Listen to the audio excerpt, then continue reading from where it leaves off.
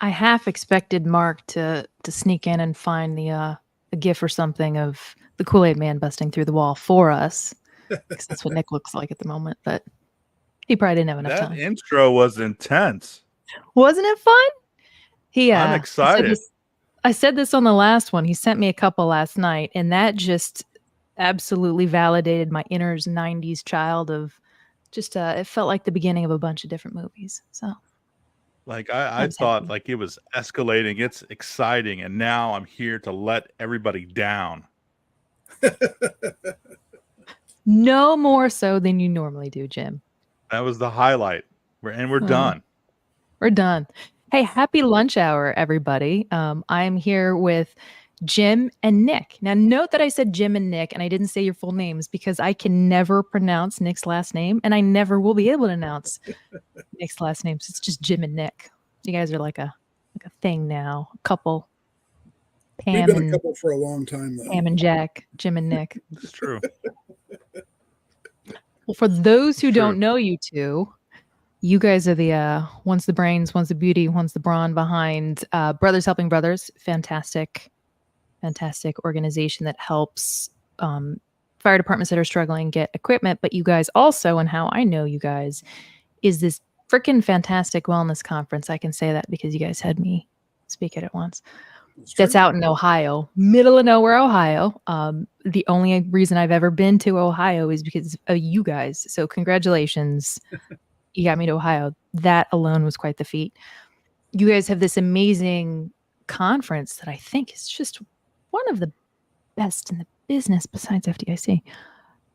Because it's not structured on any kind of formality. It's just this fun. You guys have hilariously cheesy themes every year. Like last year, it was kind of an Oscars theme. So you guys gave me a little Dumpy Award for speaking with John Boat from Rescue NCBD.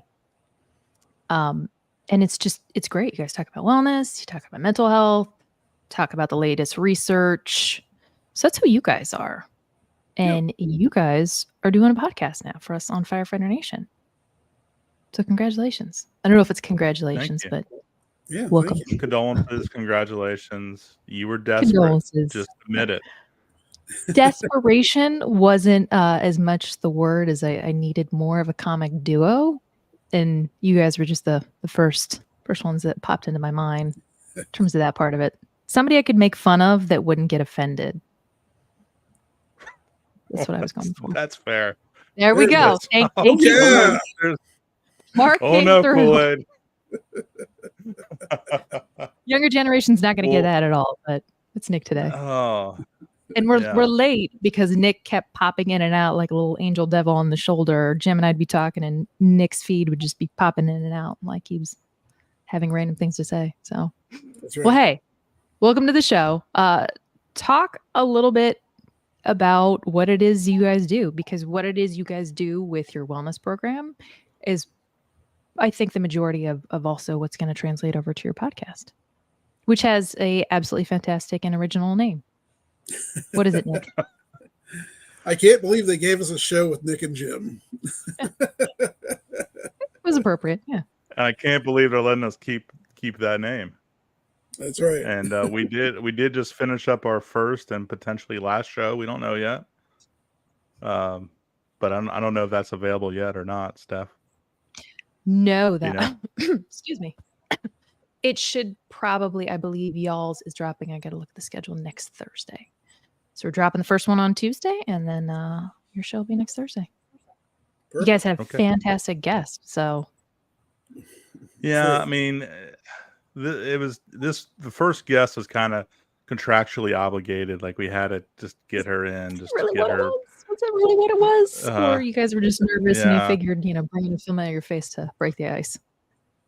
Well, like we kind of felt like we're on a probation period, so we probably should start off safely before we get any kind of before we get into the real nitty-gritty kind of stuff. Fair enough. So you two are very similar but unique. Nick, something that you really hit heavy on is cancer decon. That's your part-time gig, and you talk about clean gear, keeping us safe through that aspect of it. And then Jim, you're really very heavy into the cancer research side of things. Go ahead and tell us what exciting thing just happened that came down the pike for you guys in terms of affiliation. Yeah, so we were really excited that we were able to secure a partnership with the First Responder Center for Excellence. So one of this year's keynote speakers is Frank Lieb from the FDNY, and we talked to him. He's now the managing director of the FRCE. So, it's just a natural partnership, actually, because Frank is Is he wearing wrestling tights? Because that's the theme of the conference. Is that a requirement to be the keynote? I just need to know, and if so, I need pictures. He's running in as the ultimate warrior. That's what he's going to do. He's going to shake the ropes and everything. You have ropes for him to bounce off of, right into. That's right. Yeah. I'm giving you ideas. I can tell you. You're welcome. We are legit going to make the stage look like a wrestling ring. Like that's legit happening. I 1,000% believe that you will accomplish that, knowing you. You guys, I mean, they can't give us a year because our imagination will just go crazy with some of the ridiculous things that we can do. It's amazing what you can find on Etsy and Amazon. Having a wrestling ring. I mean, we've got lasers and fog, and I mean, everything. We're gonna make it. It's the. You're gonna make Ohio exciting, is what you're saying. That's right. Yeah, exotic. That's fair. That's fair. All right, Nick, back to you. Now that we've all had our ADD moment. Hindsight, this might not have been the best idea. Frank's been a big supporter of the conference.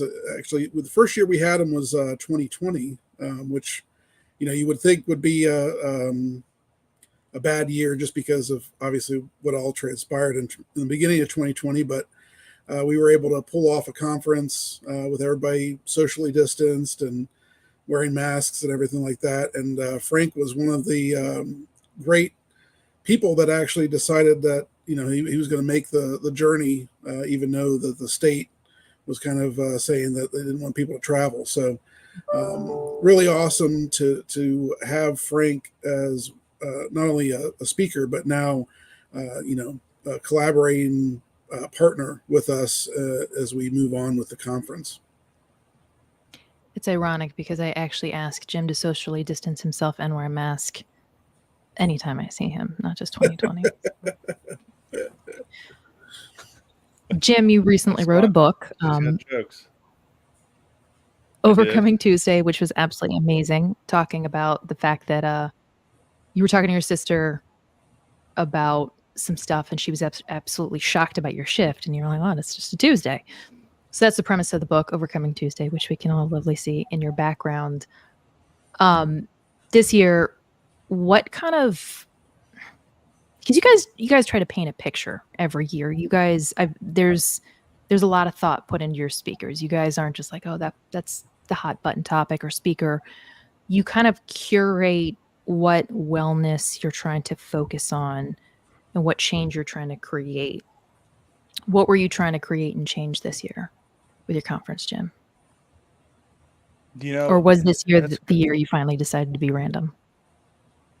No. That's the thing. Like, if you looked at like my past shows on like APS Radio on Fire Engineering, or you looked at our past conferences, I think what you actually, if you really like looked into details, I think you could actually pick up exactly what I was thinking and why I was thinking it. Like there's episodes where you could just tell like stuff that was going on with me. I was trying to get more information regarding those. And that's the same thing with this conference. Like there's, in particular this year, like, I dealt with organizational betrayal. All right, let's bring in Michael Segru, who's an amazing speaker, has a great story regarding that stuff. Let's have him talk about that. I was really interested in the pet therapy world. So we're having Joe Elliott come out to do that. And I did a little bit of work with the horses. We're going to have Tim Spradlin bring out, his, which is insane. Yeah. I mean, and the facility that we have now allows that. I mean, we have, it's on the fairgrounds. We can do that. And we could only probably get away with that one time at the Hilton where we were at before, just first and only time,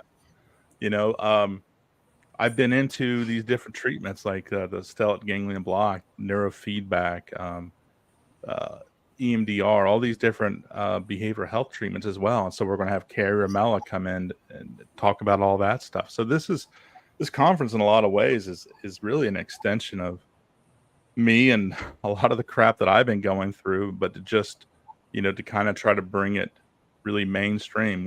Work-life balance, that's another thing that I've struggled with. And so, let's talk about it. Let's bring in Dr. Donnie Hutchinson and give him a, half-day workshop to where he can talk about that. Because I know I struggle with that, but like all of us do. We all have issues with that. So this conference is absolutely an extension of, I think, Nick and me. And it's the same thing. Nick has, speakers that he wants to bring in, that stuff that's close to him and that he's dealing with, so I mean, and we're already kind of doing that even for next year. Like we've already kind of have a draft idea of what 2025 is going to look like in the topics. And they're all pertinent to what we're dealing with, but at the same time, they're also pertinent to the fire service and what's going on there. And a lot of them are, I think, kind of on the cutting edge of things. Like I feel like we've been ahead of the game talking about certain topics, like the topic you came and talked to last year. I think that was ahead of the game. This medical marijuana CBD conversation amongst firefighters. So that's kind of the short and sweet of it. It wasn't really short, and I don't know if it was sweet, but there it is. It's adorable. So the reason I asked you guys to do the podcast together was because you have created this amazing product. So I at least had, faith there. I'd already seen the infomercial of what Jim and Nick could create. And the reason I asked you guys to talk about your conference today was that people could kind of get a sneak peek into your thinking for the conference, because I think that's going to overflow into the show that you guys are doing, because you've proven to be so symbiotic. What for the year 2024, 2025, I mean, let's hope the website still makes it another year. We just started today. What do you guys think is going to be the trend? Because there's always a hot topic, a trend, or a new problem. I think organizational betrayal has always been around, but I feel like it's growing in the fire service, right? I think that's definitely been a huge issue over the past 2 years. You guys don't have your heads in the sand. You guys are out there watching everything. What's going to be the thing to fix for 2024, 2025, then the issues that you guys want to focus on and bring onto your show? I have an idea. I already know but I'll let Nick go. See if he picks the same one I was going to pick. He wanted to put you in the hot seat first, Nick, is what it is, while he comes up with his answer. Or do you want me to go? I already know. Go ahead then. All right. To me, what's next is 24/72. That's schedule. That is the next big thing, and in the fire service. And I know my buddy James Gearing from Behind the Shield podcast, he's probably been the most vocal about it, like just really waving that flag of just common sense more than anything. But with his efforts, I know there's already been several departments in Florida that are jumping on board, and my hope is that it just keeps gaining traction more and more and more, and like all these other departments wake up. Like if you really are sincere about taking care of your guys and gals and retaining them, switch to that schedule. If you're sincere about your recruitment efforts and actually getting good recruits that are going to be there for a while, go to this schedule. It makes sense. So I think that it's a groundswell, and it's going to keep moving and moving. And I think we're going to try to push that in the next conference. Even that's going to be we're going to have, I mean, I guess it's a little sneak preview. You heard it here first, but I think we're going to have kind of a roundtable discussion about that. Because I do think that's coming, and it's short. It's needed for sure. Even just a 24/48 would bring some relief. Yeah, I know you guys. You're on this. Yeah, you're on this weird unique work a day off a day, work a day off a day, work a day off 4 days kind of thing, right? Something like that. Mm-hmm. But that in-between day is just not even confusing. That in-between day, you're just a zombie if you're at a busier house. I mean, you're facing the choice of, okay, do I lose half my morning by going straight home and taking a nap? Or do I risk losing my night and being completely groggy by taking the wrong nap at that 3 o'clock, 4 o'clock range? It's just, it's a crappy lifestyle choice. So even that would bring relief for departments that can't afford to hire that fourth shift. Well, there's a lot of talk, 24/7. especially like with the culture, like you guys were talking about earlier in the previous session, by allowing people to, by offering the 24/72, like we've seen it in our area, actually, the departments that may not be able to pay the most money, because that does seem to be the biggest thing, is who can pay the most and who does the less work, right? So, but there has been, departments that have instituted the 24/72 and have been able to attract better prospects and better recruits that way, just because it offers a better balance at home. So, I mean, I think after COVID, we've all kind of took a look at our own lives and determined, like, hey, working all the time isn't the best idea. We need to, slow it down a little bit, enjoy our time with our family and things like that. Even, in the civilian world, I mean, there's people that haven't even returned back to work from COVID because, they're figuring out a different way to produce income where they're able to have a better home life. And I think that's definitely, going to not only be impactful to the fire service, but to the, the world in general, at least America, as far as, work schedule and those type of benefits, I think are going to be more important to people than maybe money and things like that. So I think it's definitely a conversation worth having and, something, if I was a fire chief, something worth looking into at least, right? It's funny we talk about culture. Here's my culture shame. Talking about shift changes every time it comes up, I'm like,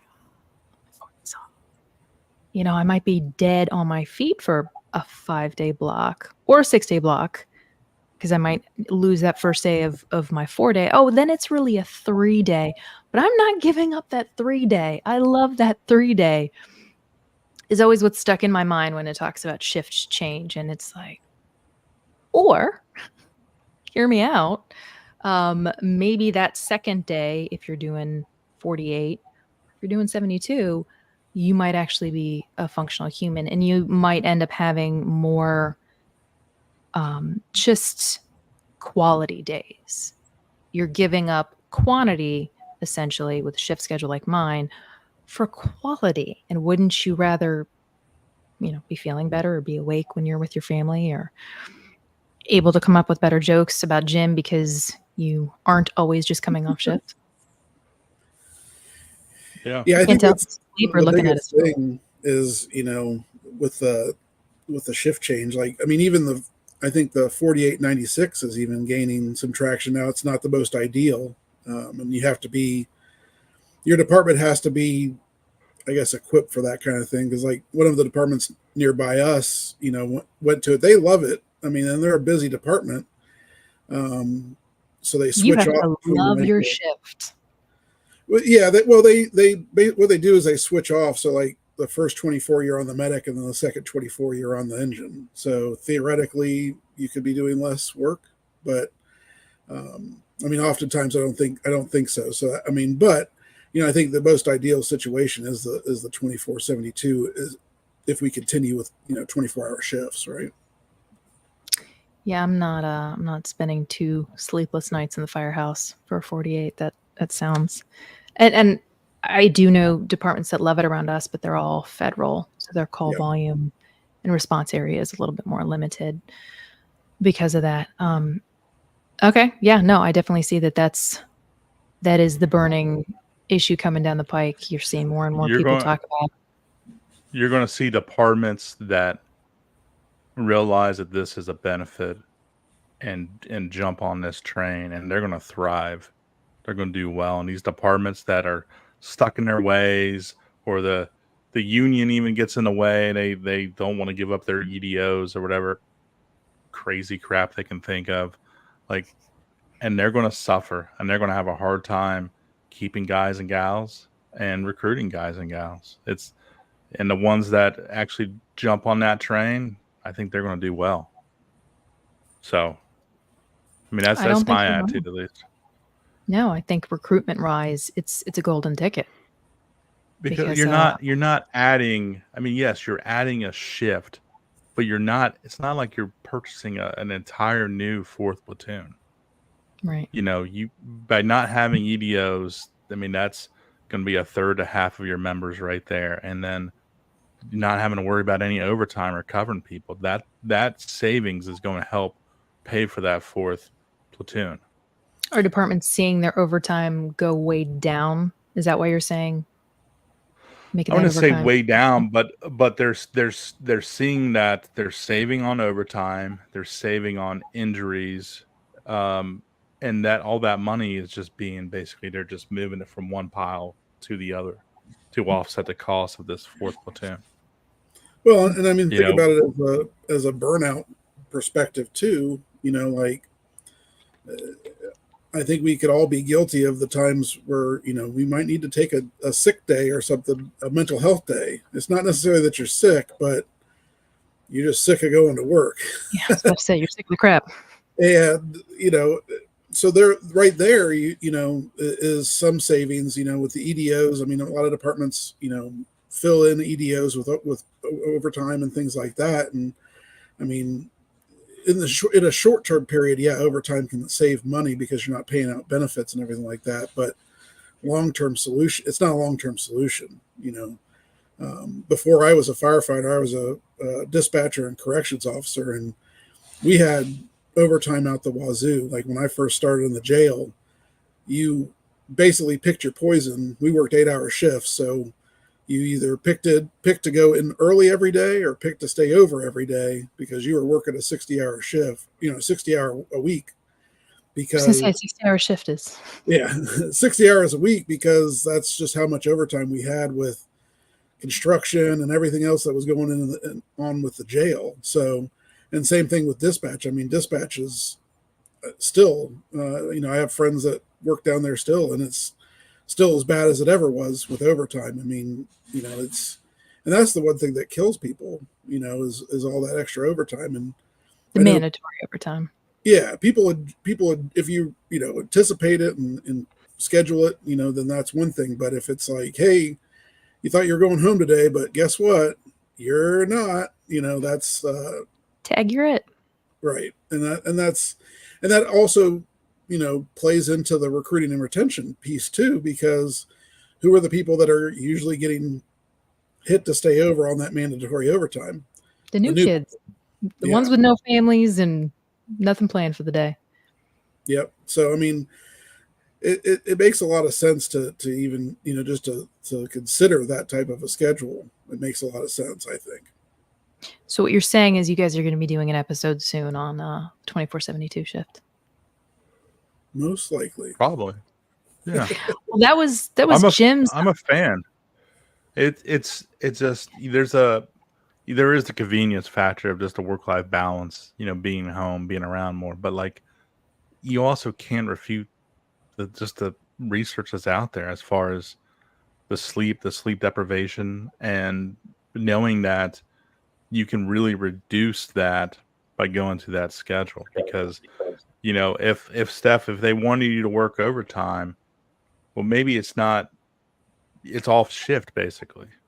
So you wouldn't have to tack on an extra 12 hours before or after, kind of like what Nick was saying. You would be able to sleep, you'd be able to be home, and then come in, you do a 12 and you're done. And then you're still got time to recover before you go back again. So it allows, if there is that overtime, it doesn't have to lump onto your shift already, because that's when we're you know, the studies are showing that, you know, it's dangerous, you know, that you know, being sleep deprived for that long, being up, like, there's science that shows like you are functioning like you're drunk, You want to hear something disgusting? We approve 60-hour shifts. If you're working overtime, you're normally going to end up, you tack 12 onto either end of your shift, and some people tack a 24 on, so they'll do 48s. And then when staffing is really bad, 60 hours is approved. And I have done a 60-hour shift, and I will never in my life do it again. It's just, well, even if you're not in a busy department, because like when I was, so one of the things, I was a full-time part-timer, so I worked 3 to 4 different departments to make a full-time job. And like I worked at a department, I mean, we took 250 calls a year, so definitely was not a busy place. But I remember taking a 72-hour shift thinking, oh, this will be fine. And, you know, you're about to crawl up the walls at some point. You know, it's I mean, just because it's not a busy house doesn't mean that you're not on a constant edge and ready for whatever comes down the pike. You know, you're not getting the best sleep. You're not getting, you know, you're at work, you know, even if you are sleeping at work or doing whatever, you're still at work at the end of the day. As a volley teenager doing the duty weekend, you had to do your one a month or something like that. That was always just, you're right. Cause there's never a time when your brain comes out of that mode of, all right, what is it? What's that call? And your nervous system gets the ability to come out of fight or flight. And it sounds dumb. It sounds like we're being overreactive. But in terms of health, in terms of, you know, not dying off early, it is something that's important. Jim, that was your hot topic. Nick, what's yours? What do you see is going to become the big health discussion over the next year? Well, the one that I'm excited about that we've been discussing is firefighter syndrome. Something that was briefly popped up after the Maui fires, the wildland fires in Maui. And your mic completely, you're digitalized there, Nick. Say it again. What syndrome was it? Firefighter syndrome. So this term kind of popped up around the wildland fires in Maui, and it's actually, there was a researcher doing some research on that prior to the Maui fires, but it kind of really solidified a lot of their research after the fact with the Maui fires. So we've been talking to her name's JD Miller, and she is a firefighter in Canada. She's in with the research that's going on actively about this, and it's a lot like operator syndrome in the military, right? So, you know, as people who are, you know, those highly trained special ops folks, there's a relative, you know, health term called operator syndrome, and they've kind of adapted that to firefighters as well. So I think it's going to be interesting as we progress and talk more about it, because it's really something that necessarily hasn't been talked about a whole lot. I haven't heard of it. Yeah, exactly. Right. It's pretty and I'd interesting. Like to think I read every now and then.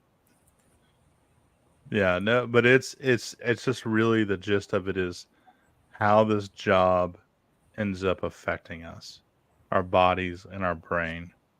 And I mean, how it's just a holistic approach to it, and how one thing leads to another, and et cetera. They talk about endocrine system and just all of it, because that's the part that scares me, is how and I feel like we still aren't tackling that a whole lot. You know, how many firefighters are getting diagnosed with Hashimoto's syndrome, and you don't really hear it because there's no, okay, we're going to plug Firefighter Nation right now. That's the beauty of this network is, hey, wait a second, you're seeing an outbreak of people with all kinds of sleep-deprived hormone issues over there and over here, and it's bringing awareness to connect it so you can then get the research. I mean, our hormones are a mess. Yeah. Go ahead. Sorry, Nick. Well, that's just the hardest part is, you know, there's not a lot of, there's not a lot of research until we know that there's a problem, right? I mean, really, the research of the fire service is relatively new when you talk about 2019 as a whole, right? That's really when it started. So there's a lot that's not known in the fire realm, and there's a lot more to be discovered. And I think as we continue on, there's going to be a lot that gets uncovered. But like you said, like there's pockets of things that people have no clue about, and the unfortunate part, with research is everything's money, right? So you have to find that person or donor or business or government entity that wants to invest money into helping firefighters tackle those issues. But until then, it's going to be a silent problem, right? We haven't really done a good job of, I'm sorry, I keep talking on everybody. No, it's because there's a delay, so we're good. And also we already know you have no manners, so we're fine. Keep going. All right, that's fair. Like kind of like the big picture of things, as far as we have a really screwed up sleep schedule that messes with our hormones, and then you throw in everything we're exposed to while we're at work. It's the perfect storm of things. Just it truly is. And it's like why we deal with so much stuff, I think, throughout our career and then after our career as well. Like you're not done. Like all this stuff adds up and causes health issues later on, whether it's physical or behavioral as far as mental health goes. So, but the sleep, I mean, how many firefighters are on testosterone supplements? And they're on it so much earlier than they should. Our cortisol levels are through the roof. And when you're working like a schedule like my buddy, Dr. Gil Martin, always talks about that hypervigilance roller coaster where it takes 24 hours after you're off shift, 48 hours to get back to normal. And then you get right back on shift and you start again. And you don't even have that recovery with your schedule. And you guys are going backwards as far as I'm concerned. And I know I don't carry any weight, although I carry a lot of weight, but I don't carry any weight where you're at. Yeah, but I mean, all this stuff, like we're finally starting to talk about it, and like having our friend Brittany Hollerback is coming to the conference this year to talk about all the research she's doing. Amazing and researcher. it's but it's talking about reproductive issues. It's talking about birth defects. I mean, the stuff we're exposed to is causing that. Firefighter hearing loss. I'm working with NIOSH on stuff like that right now. Like, there's just so much again, and it's our lack of sleep, and it's our exposures, and it all adds up to being no bueno for us in the long run. That's Mark giving you the perfect storm because you said it. That is it. It is, yes. Thank you, Mark. Well, definitely one of the reasons I asked you guys if you'd have an interest in doing this show is because knowing you guys for a while, you don't bring an awareness level to a subject. You bring an awareness level, the problem, the researchers, and who's working on a solution so that people can then carry it forward to their department. And that's something I really appreciate, is because I hear so often an awareness level of what the problem is. Cool, that's great. I already know that our health is destroyed in this. How do I fix it? And that's something you guys are fantastic about doing, is you don't leave us with problems. The solution might not be out there yet, but you show people whatever steps that you do know exist, and you guys bring on guests that are working on the solution so that there is at least a little bit of hope and a little bit of instruction of how to compensate for those things. So thank you guys for doing this show. I'm excited. Yeah. Every year at the conference, we always try to it's not necessarily a story arc, but we try to tell a story of, because example, a couple years ago when we decided to tackle talking about PFAS, we kind of tried to the building block approach, kind of, well, what is PFAS, and kind of slowly build up your knowledge base of it.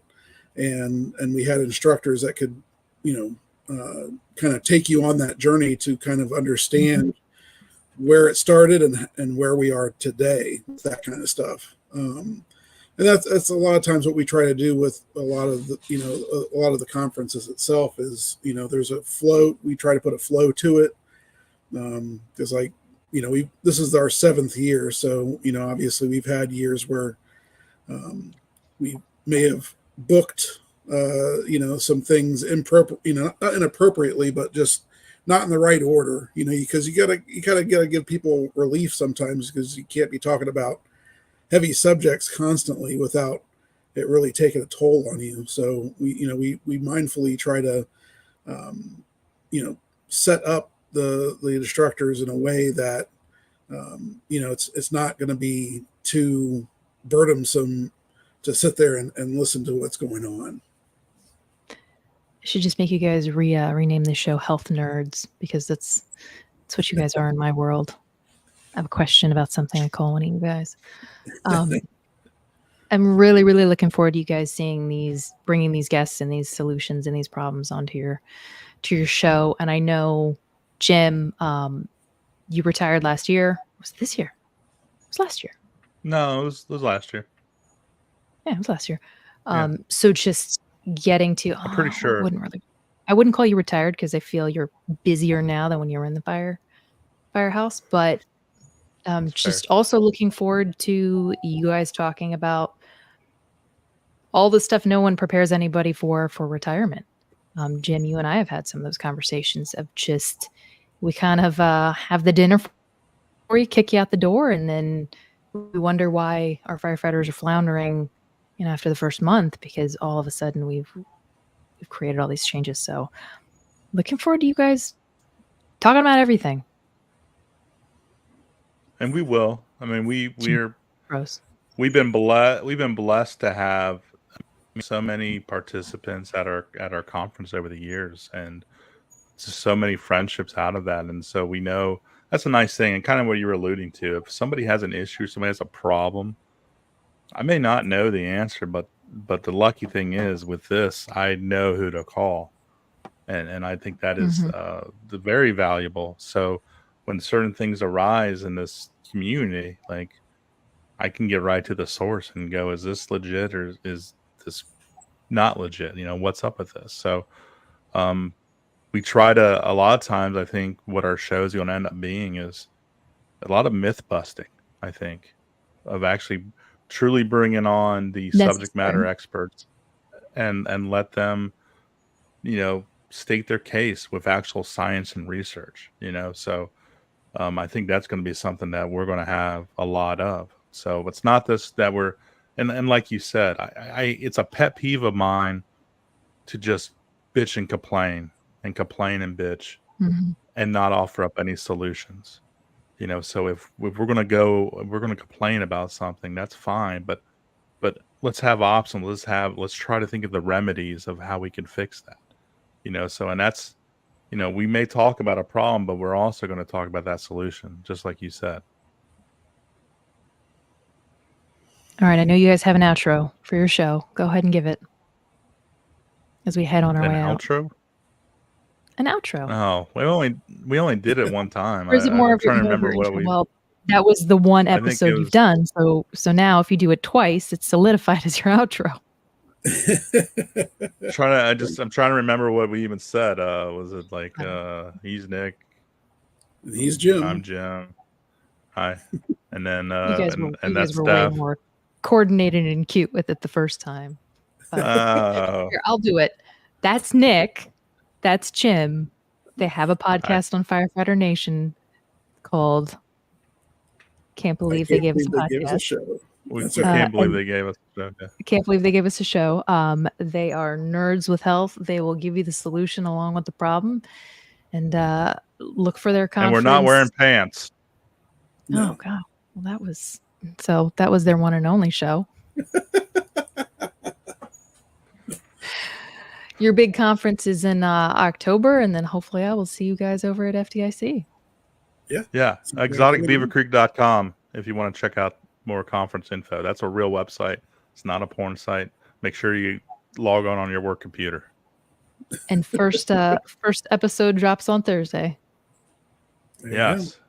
All right. Well, And thank I you for being here. mean, if you want to skip that show, it's okay. We didn't. It was the guest was kind of bland.